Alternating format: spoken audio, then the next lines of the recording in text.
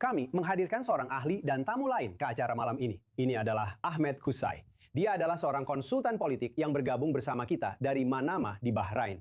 Senang sekali Anda bisa bergabung dengan kami. Ahmed, saya menghargai perspektif Anda. Dan sekali lagi solidaritas dari Israel tentu saja untuk semua yang telah Anda dan rakyat Bahrain alami selama perang ini. Inti cerita ini, sepertinya atau setidaknya menurut Presiden Trump, adalah bahwa negara-negara Teluk benar-benar memintanya untuk menahan diri dan tidak mengambil tindakan ofensif lebih lanjut terhadap Iran. Anda tahu, kami jadi agak bingung, bertanya-tanya seberapa akurat hal itu dan mengapa bisa begitu. Tolong jelaskan ini untuk kami. Baik, saya bukan ahli sehebat tamu Anda hari ini, tapi izinkan saya berbicara sebentar.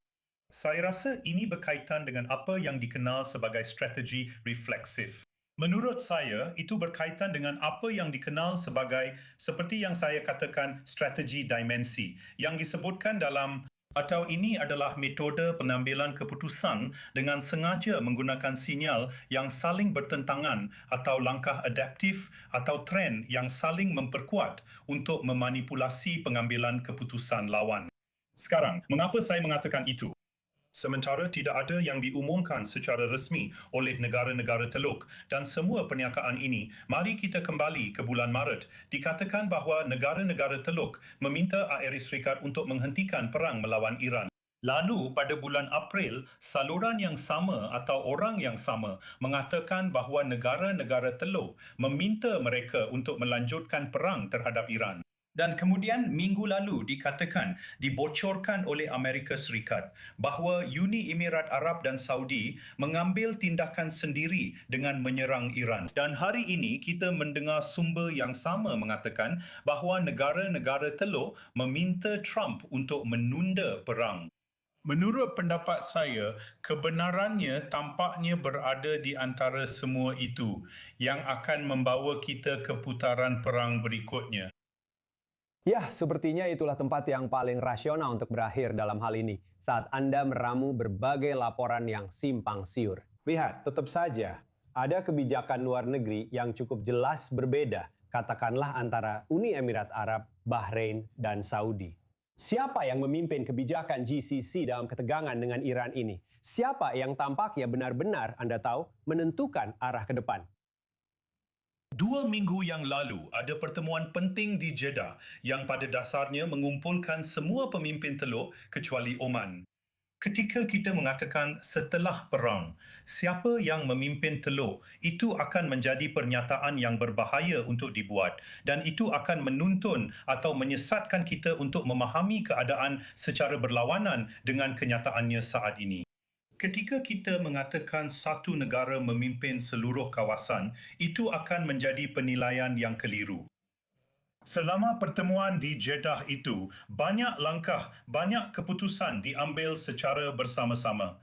Jika kita mengatakan bahawa Saudi memimpin kawasan, itu adalah pernyataan yang mudah untuk dikemukakan. Namun itu tidak berarti bahawa Uni Emirat Arab, Bahrain, Qatar, Kuwait dan bahkan Oman tidak memiliki suara dalam semua itu. Sekarang, setelah pernyataan itu dikemukakan, kita harus memahami bahawa setiap negara di GCC memiliki perencanaannya sendiri.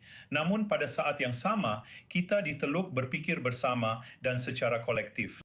Sulit untuk menebak apa yang akan keluar dari ini, tetapi saya baru saja menyebutkan pernyataan-pernyataan yang saling bertentangan yang menurut pendapat saya mengumpulkan negara-negara Teluk sebagai kolaborator dalam kerangka yang lebih luas. Namun perbezaannya hanya akan terjadi dalam skala yang lebih kecil.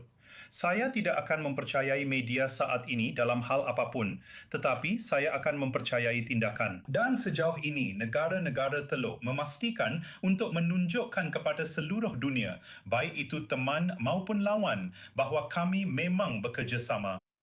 Lihat, dari luar, banyak analis, saya mencoba mendengarkan sebanyak mungkin untuk memahami sudut pandang tentang hal ini. Banyak yang berpendapat bahwa khususnya Arab Saudi, negara-negara terkemuka yang kita bahas di Teluk ini, masih bersikap hati-hati terhadap posisi mereka. Khawatir bahwa Amerika Serikat akan begitu saja menarik diri. Pokoknya, mereka akan pergi. Dan kita tidak bermaksud apa-apa secara politik dengan itu. Maksud saya, mereka khawatir bahawa Amerika Serikat akan meninggalkan mereka saat ini. Apakah itu benar? Apakah menurut anda itu masih menjadi kekhawatiran utama ketika berbicara tentang negara-negara besar di Teluk dan bagaimana mereka memposisikan diri, baik dengan atau tanpa Iran? Saya sangat setuju dengan pernyataan itu. Sejak hari pertama perang, ketakutan terbesar adalah Israel dan Amerika Serikat meninggalkan perang di tengah jalan. Dan pada dasarnya, itu akan membuat kita berhadapan dengan Iran yang keluar dari sarangnya. Kami telah mempertahankan status quo dengan Iran selama setidaknya 80 tahun terakhir. Belum lagi tentu saja proksi dan sel tidur. Dan saya berbicara kepada anda dari Bahrain, di mana kami telah menghentikan hubungan diplomatik dengan Iran selama 11 tahun terakhir kerana kerusakan yang mereka timbulkan. Namun saat ini, tentu saja ancaman terbesar terhadap kedaulatan Teluk adalah Amerika Serikat yang meninggalkan perang di tengah jalan.